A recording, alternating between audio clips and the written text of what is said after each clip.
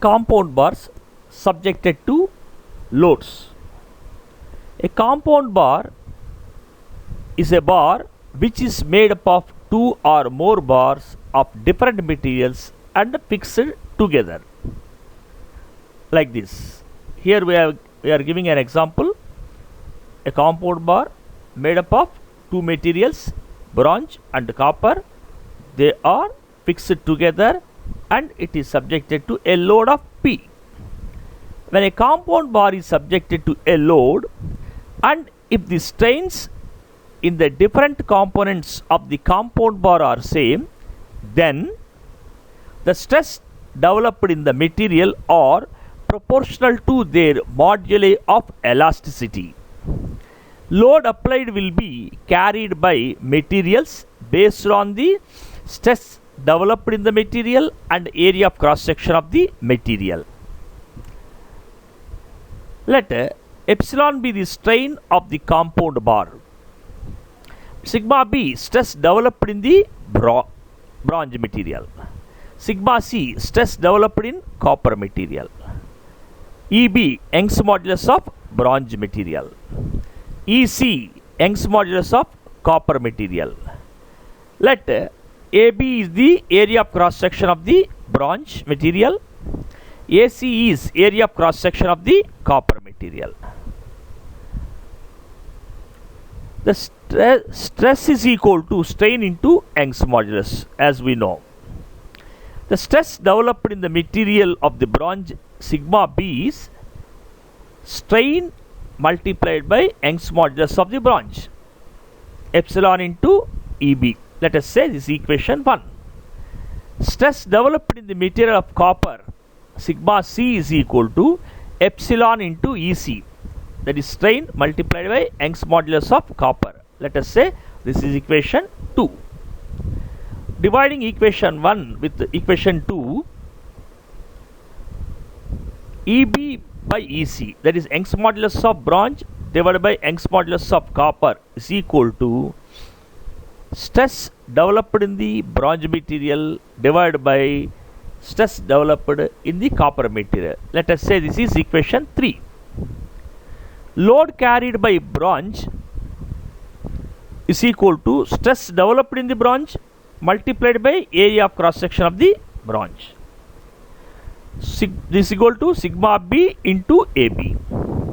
Same way, load carried by copper PC, this is equal to stress developed in copper multiplied by area of cross section of the copper, that is equal to sigma C into AC. Load is equal to load carried by bronze plus load carried by copper, that is P is equal to PB plus PC. So we know that PB is sigma B into AB, and same way PC is equal to sigma C into AC. So the load P is equal to sigma B into AB plus sigma C into AC. Let us say this is equation 4. By solving equations 3 and 4, stresses developed in the two materials can be found. Let us take one problem. A compound bar of length 250 mm is made up of brass and steel tubes as shown in the figure. The figure is given like this. The compound bar is subjected to a load of 100 kilonewtons. Find the load carried by each tube and find the compressed strength of the compound bar. In the problem, they have given Young's modulus of the brass material which is equivalent to 1 into 10 to the power of 5 Newton per mm square, and Young's modulus of steel 2.1 into 10 to the power of 5 Newton per mm square. The compound bar is made up of two tubes. One is steel, another is brass. The internal diameter of the steel tube is 100 mm and outer diameter is 120 mm. Same way, The inner diameter of the brass material is 120 mm. The outer diameter of the brass material is 140 mm. The length of the compound bar is 250 mm and it is subjected to a load of 100 kilonewtons. The area of cross section, to find out the solution, we will see step by step. The area of cross section of steel tube AS is pi by 4 into 120 square minus 100 square. That is equivalent to 3455.75 mm square. Area of cross section of brass tube AB is pi by 4 140 square minus 120 square and its value is 4084 mm square.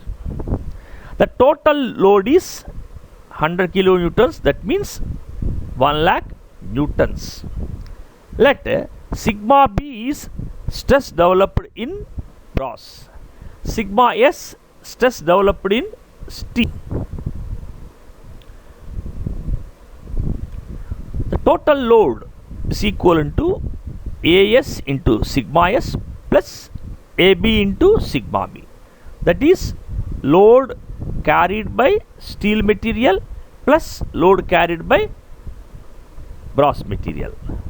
So 1 lakh is equivalent to, we have no areas of both the materials, sigma S and sigma B, we have to find out.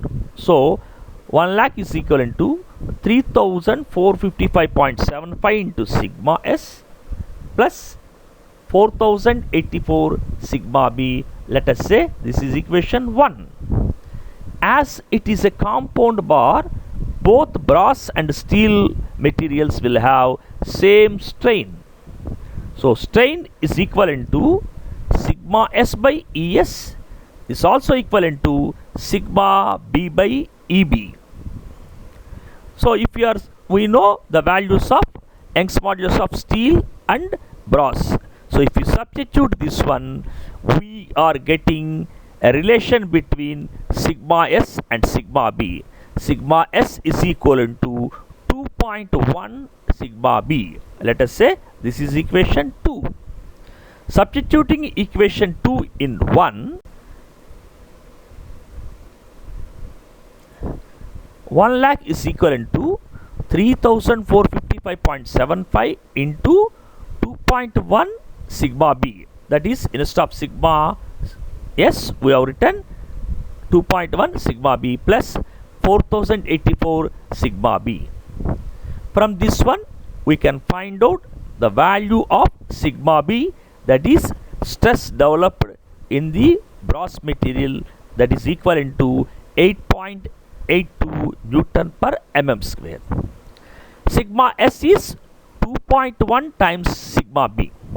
It implies sigma S is equivalent to 2.1 into 8.82, that is 18.52 Newton per mm square. The load carried by brass PB is equivalent to sigma B into AB. Now we know sigma B and AB we have found out already. So 8.82, that is sigma B into 4084 area of cross section of the brass, and its value is 36,020 newtons. Load carried by steel PS is equivalent to sigma S into AS. Stress developed in steel multiplied by area of cross section of the steel, that is equivalent to 18.522 into 3445.75, and its value is 64,007 newtons. Here the total load is 1 lakh newtons.